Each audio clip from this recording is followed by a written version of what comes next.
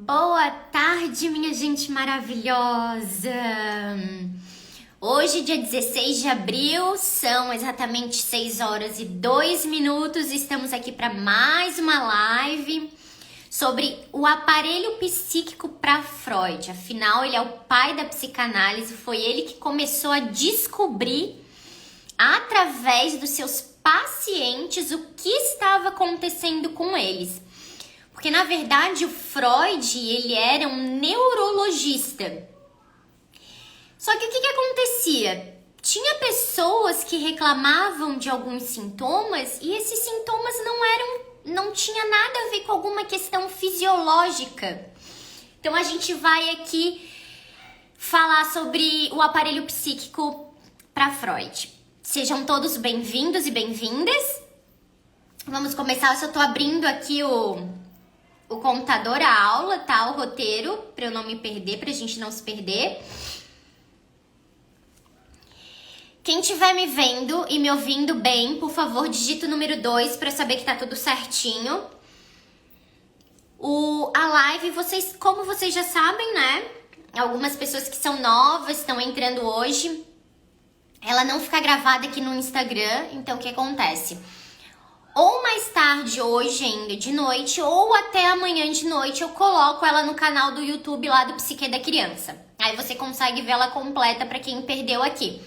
Tá? Ó, Tayana, Iris, brigadão, gente, por estar avisando aí pra eu saber que tá tudo certinho.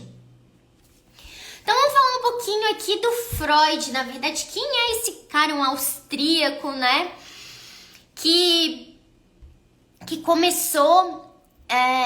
desenvolveu, né, as teorias da psicanálise. E quando a gente fala de Freud, todo mundo já sabe. É o cara que descobriu várias coisas lá em relação à nossa mente. E não aquelas partes anatômicas, né, do cérebro, mas outras partes, outros sistemas, outras instâncias. Então, Freud, ele era um neurologista. Ele trabalhava até num hospital. Num hospital. E o que acontecia? Ele atendia os pacientes e alguns pacientes tinham reclamações, né? Falavam que estavam sentindo algum tipo de dor, algum sintoma. E essas pessoas não tinham nada físico, mas esse sintoma estava ali. Então ele começou a pensar assim, tá, mas o que será que está acontecendo com essas pessoas que a gente não está vendo? Pra quem já viu a série dele no Netflix, eu vou até tentar pegar, é muito difícil a gente filmar pelo Netflix, porque pra eu colocar aqui pra vocês, às vezes ele pede os direitos de imagens, então fica mais difícil. Mas no início lá da série do Freud, ele fala sobre como que é o nosso inconsciente. Por que é um lugar assim tão... que a gente poderia dizer assim que é o lugar onde habita as coisas mais sombrias. E sombrias não quer dizer só coisas ruins e más, mas coisas que a gente não consegue trazer para a consciência. Quando a gente fala assim, nossa, a pessoa tá inconsciente, o que quer dizer? Gente, ela tá completamente desligada, ela não sabe nada do que tá acontecendo na volta dela, ela perdeu completamente a razão, no sentido da razão mesmo. Né? Então, por isso que às vezes o inconsciente é aquela partezinha lá da nossa mente que a gente fica pensando que tem ali dentro, o que tem ali que tá acontecendo que a gente não sabe. Então, vamos lá. O Freud, na verdade, ele dividiu a psique em três instâncias e primeiro foi do consciente, pré-consciente, inconsciente e depois, por último, que ele trouxe o id, o ego e o superego. A gente vai falar de cada uma delas. Então, o aparelho psíquico. Uma psique, ela é dividida em instâncias. Essas instâncias, elas estão interligadas, ou seja, o id, o ego e o superego, eles estão interligados. Mas eles possuem funções distintas, porque o id tem um trabalho, ele é aquele onde estão nossos desejos, as nossas pulsões. o nosso princípio de prazer. Eu quero me satisfazer agora, seja do que for. É isso que o id tá lá dizendo pra gente. Aí chega lá o ego e vai dizer, tá bom, então a gente vai fazer, que é a nossa personalidade. Mas tem lá o superego, vai dizer, opa, não pode, porque isso é errado. Então é como se fosse 3 pessoas diferentes e cada uma tivesse que trabalhar para a outra, para que nenhuma delas saísse do controle. Então as divisões da psique, ela não tem um caráter anatômico. Sabe como a gente fala, tá aqui o lobo pré-frontal, a amígdala. Como a gente sabe que é dividido o nosso cérebro, né? A amígdala onde tem as emoções, e assim vai. Ele não é dividido, ele não tem esse caráter anatômico.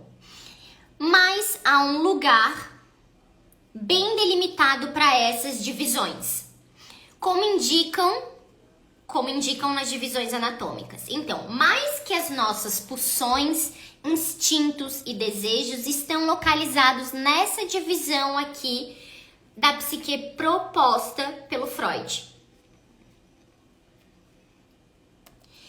Vale também lembrar que quando ele trouxe todas essas questões do nosso aparelho psíquico, não foi bem aceito. Imagina tu falar lá na época dele e dizer assim, olha, nós temos aqui na nossa mente, ela é dividida, num lugar fica os nossos instintos, as nossas pulsões, os nossos desejos. Imagina alguém pensar assim, tá, mas se tá aqui, se existe em mim, então quer dizer que eu não me controlo, que eu não consigo ter domínio sobre ela? Sim. Alguns sim, outros não, né? Vale lembrar também. E claro que não foi bem aceito, porque o que ele trouxe era uma proposta e era um estudo completamente diferente do que tinha acontecido até aquele momento. Depois, quando ele trouxe também a teoria da sexualidade infantil, que foi outro baque para as pessoas. Imagina falar sobre a sexualidade infantil, quer dizer que a criança já existe a sexualidade nela desde pequenininha. Sim, desde bebezinho. Então, consciente, pré-consciente e inconsciente. A mente humana ela não é formada apenas pelo consciente, pela nossa consciência. Na verdade, para Freud, o inconsciente, aquela parte que tá lá guardados os nossos medos, desejos, como eu falei para vocês, teria uma parte determinante na formação da nossa personalidade. E tem, tá? Aí, o consciente, o que ele é? Ele é relacionado aos fenômenos que temos conhecimento, dos quais podemos pensar e saber conhecer através da razão. É a parte que é conhecida por todos nós. Quando alguém fala algo assim, ó, você sabe que isso é errado, você tem consciência de que isso é errado. Quer dizer, aquela parte ali da pessoa, quando a gente tá falando, você tem consciência de que isso é errado, quer dizer que ela tem o discernimento de saber o que tá certo e o que tá errado. Porque ela conhece o certo e o errado. Diferente do nosso inconsciente, que nem sempre os conteúdos que estão lá são levados para a consciência. Na verdade, eles são, mas com muito trabalho. A gente vai falar sobre isso. Depois do consciente, que é a parte ali conhecida por nós, que é o nosso pensar através da razão, vem o pré-consciente. O que é isso? São aqueles fenômenos que não estão tão transparentes, tão visíveis para nós. Eles não são acessíveis à nossa razão, ou seja, ao nosso consciente. Mas às vezes eles podem, como se fosse escapar. Tipo, eles estão dentro de uma caixinha e de repente essa caixinha abre, eles saem e vão pra consciência e às vezes eles ficam lá trancadinhos. E daí vão lá habitar o inconsciente. E o inconsciente é o lugar dos fenômenos obscuros. Medos, desejos, pulsões. Tudo que a mente evita para não sofrer habita o inconsciente.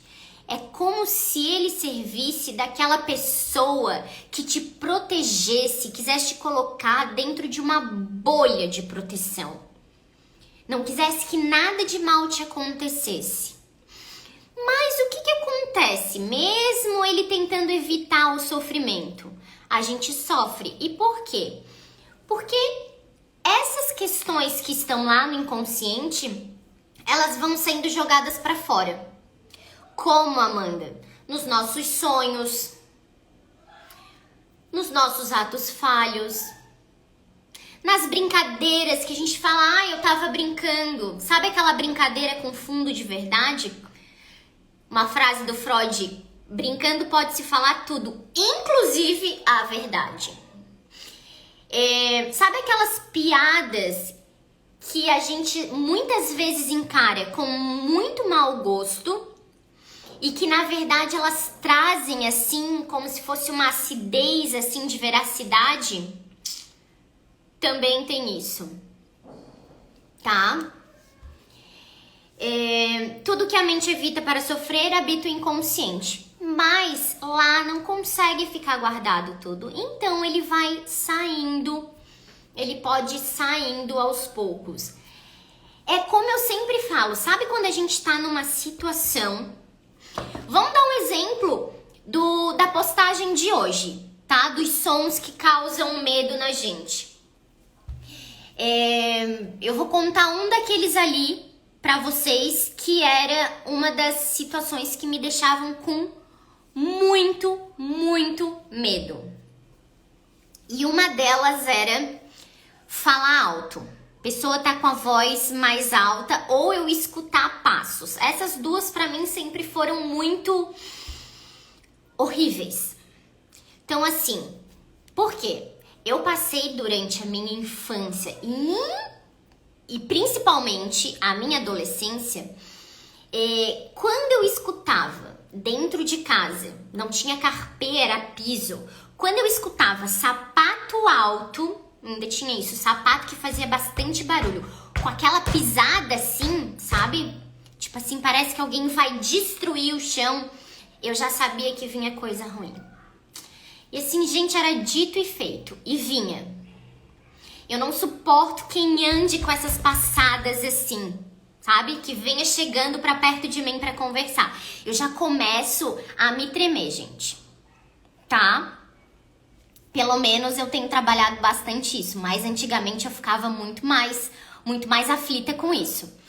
E falar alto era uma das coisas que me deixavam com bastante medo, agora não tanto, não me deixam mais. Porque quando alguém chega pra mim e começa a falar alto, eu já converso com a pessoa. Olha, eu tô te escutando, não precisa tá gritando. Eu consigo te entender, eu consigo controlar essa emoção que eu sinto da pessoa estar falando alto. O do sapato era um pouco mais difícil. Continua ainda, né? Porque a gente não tá livre de problemas 100%. Muitas vezes eu ainda fico com essa impressão de sapato alto, não gosto. Então eu já sabia que sapato alto com essa batida muito firme era problema, era briga. E voz alta, principalmente se a pessoa estivesse no outro lado da casa e me chamasse. Aí eu já sabia que vinha encrenca.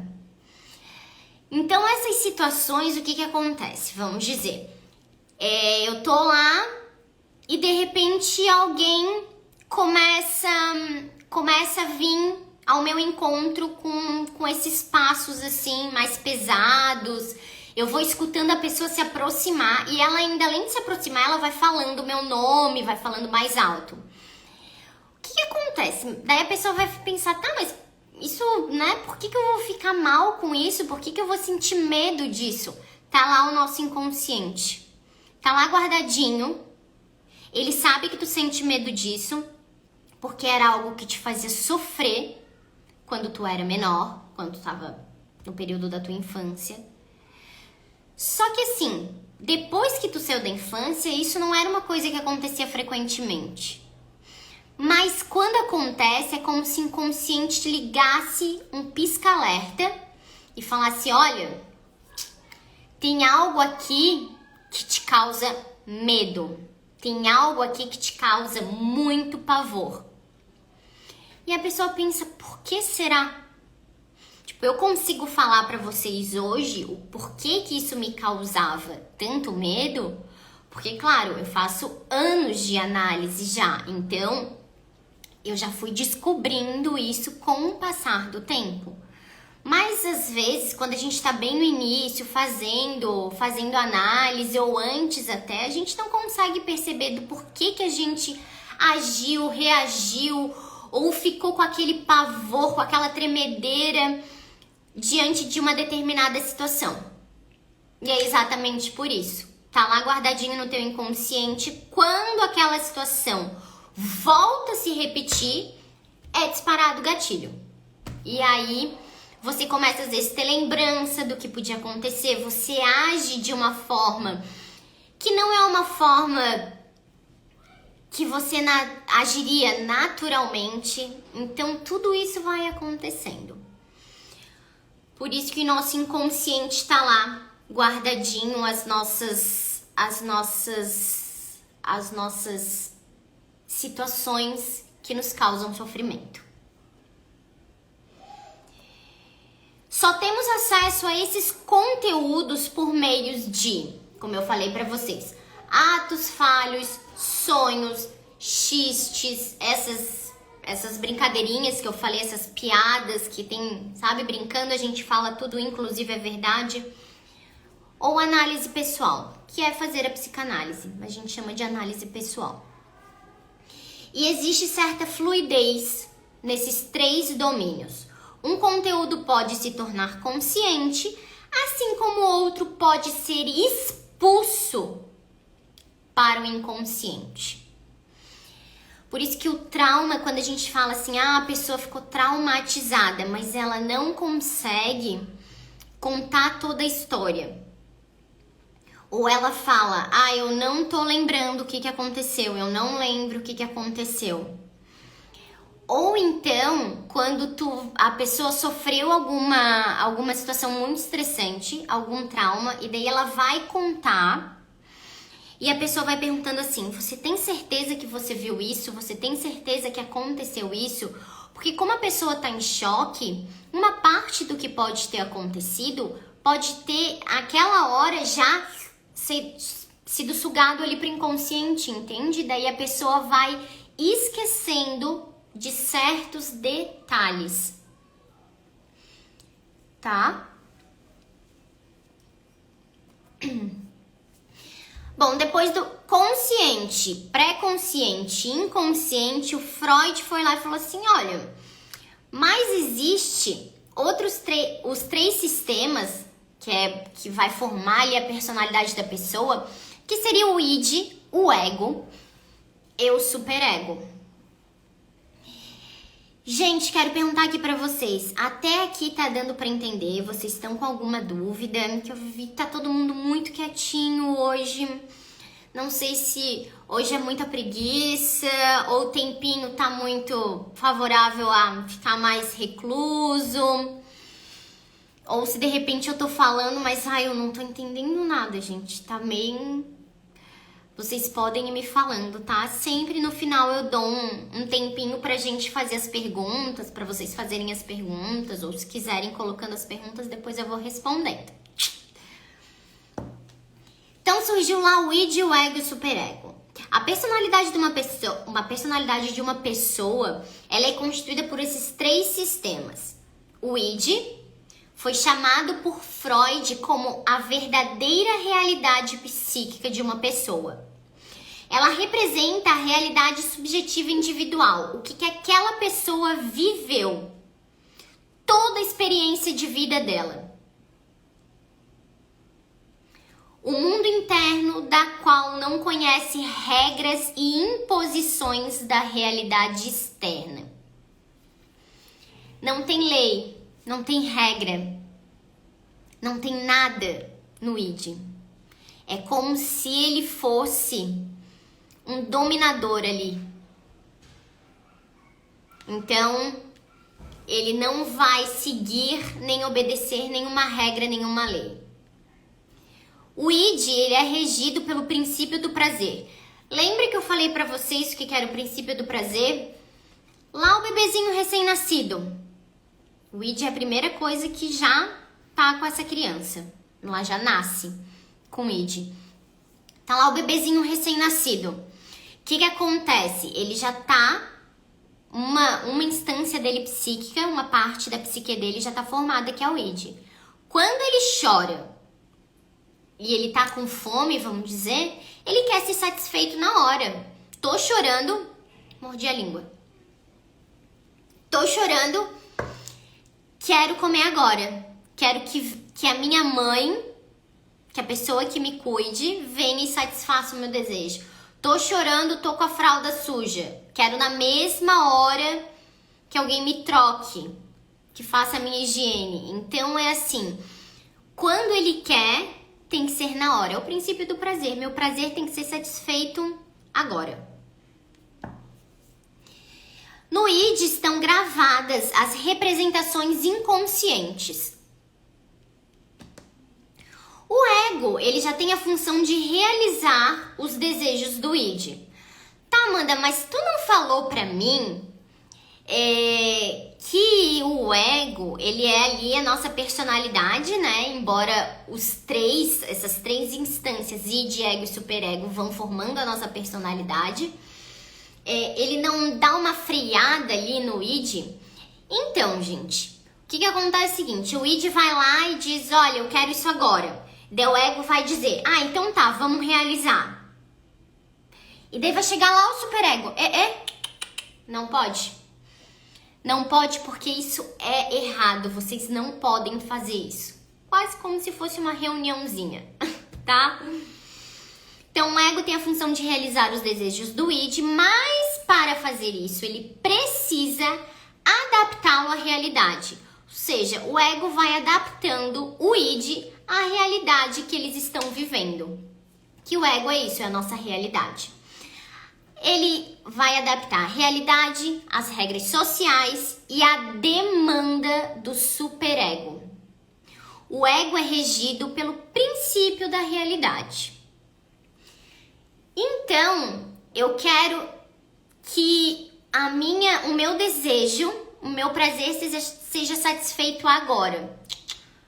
Vai lá o ego, que é regido pelo princípio da realidade, vai dizer, não, nós temos aqui regras.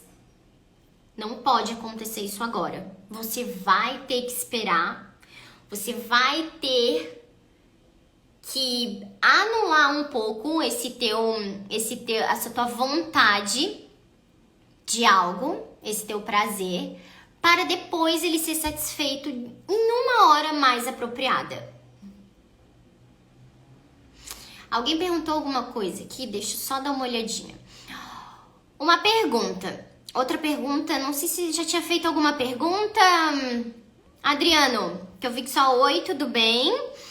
E daí outra pergunta, a primeira pergunta foi: parte do id é o instinto natural humano inconsciente. Isso, o id tá lá guardada todas as nossas lembranças, todas as nossas representações inconscientes. Então, seria assim, ó.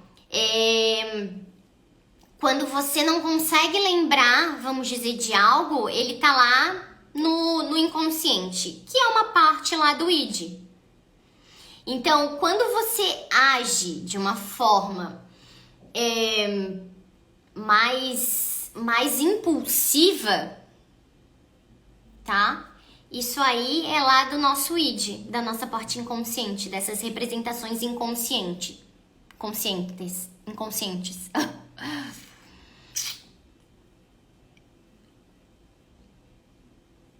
O id não pode ficar represado por muito tempo, reprimido. Seria? Se for isso, não. Porque o que vai acontecer? A gente vai começar a trazer certos sintomas, certas questões que estão lá no id, ou lá no nosso inconsciente, e elas vão começar a surgir, tá? Então, assim, lá na nossa fase de 2, 3 anos, que é a fase que a gente chama de sádico anal, que é a fase onde a criança começa a desfraldar, ela começa a usar o pinico. E por que o sádico, Amanda? Porque o que uma pessoa sádica faz? Ela tem o domínio sobre a outra. E a partir do desfraude, a criança tem esse domínio sobre a mãe. Porque a mãe fala o que pra ela? Ai, vai lá no piniquinho, faz o xixizinho, faz o cocôzinho no piniquinho. E a criança fala assim, eu vou a hora que eu quero. Eu não quero fazer agora. Eu não vou fazer no pinico, eu vou fazer na calça. Não que a criança fale, mas ela age assim. Entende? Então, por isso que a gente chama de sádico anal. Tá? E dali também vão surgindo esses impulsos sádicos também. Então, como que esses impulsos eles vão sendo trabalhados durante essa idade? É reprimido demais? Se for reprimido demais, vai ter uma consequência lá na frente. Eu só não vou entrar muito nessa parte aí das fases e dessa parte sádico-anal, porque a gente tá falando mais sobre outro assunto. Mas eu posso trazer uma live sobre isso, tá? E aí eu explico pra vocês melhor. Então, como que foi? Foi muito reprimido isso lá na infância? Essa criança não podia demonstrar em nenhum momento esse sadismo, que não é o sadismo que a gente vê de uma pessoa, ai meu Deus, de um cara aí, de um serial killer, sei lá. Não é isso, tá, gente? Não é. Tem voz de criança. Todo mundo fala isso, sabia? Mas que bom. Isso é um bom elogio. E aí, o superego é o local da moral, da culpa e da autocensura. Quer dizer, ele fica lá quase que, não gosto de dizer massacrando, mas ele às vezes deixa a gente remoendo com alguma coisa que a gente faz. Tô me sentindo culpada porque eu fiz aquilo. Tô me sentindo mal porque eu fiz aquilo. É o superego lá trabalhando. Só que o superego também, ele pode ser extremamente autoritário. Ele às vezes pode ser assim tão punitivo que também pode ter uma consequência negativa. Mas Amanda, e como que o superego é formado? É através dos pais. Como que os pais vão estabelecendo as regras, os limites? Será que esses pais são extremamente autoritários? Será que eles agem de uma forma violenta, punitiva? Como será? Isso é pra pensar, tá, gente? Porque o superego, ele vem dali dos nossos pais. Então, quando a gente fala assim, como é que a criança tá agindo, né? A gente pensa, isso daí são a forma como os pais estão educando ali a criança. Tá formando o superego dela. O superego é uma instância responsável por várias funções. A autoobservação, a consciência moral e os ideais. Graças a ele, a gente também vai sabendo o que é certo e o que é errado. Então é assim, tem dois lados, um lado bom e um lado ruim. Às vezes a gente acha que o superego é mil maravilhas, ele só faz coisa boa. Não, tá? Nem sempre. Como se o superego exercesse, o superego, na verdade, ele exercesse uma vigilância sobre o ego. O id vai lá e pede, eu quero isso, vamos dizer. O ego vai dizer, não sei se pode, não sei se vai dar. O superego vai dizer assim, não vai dar, não vai fazer, não pode. Seria assim. E é isso, minha gente. Tô até com a boca seca, de tanto que eu falei. Não sei se vocês querem me fazer alguma pergunta, se ficaram com alguma dúvida. Aqui eu falei de como é o aparelho psíquico na teoria do Freud, tá? Mas tem outros teóricos que pode mudar uma coisinha ou outra, tá? De consciente, inconsciente. Espero que vocês tenham gostado. Semana que vem a gente tem mais. Eu vou falar bastante, tá? Sobre a questão do ego, do id, do superego, mas principalmente do ego, que é a constituição ali da personalidade, no próximo curso que eu vou fazer, que já estou fazendo, né?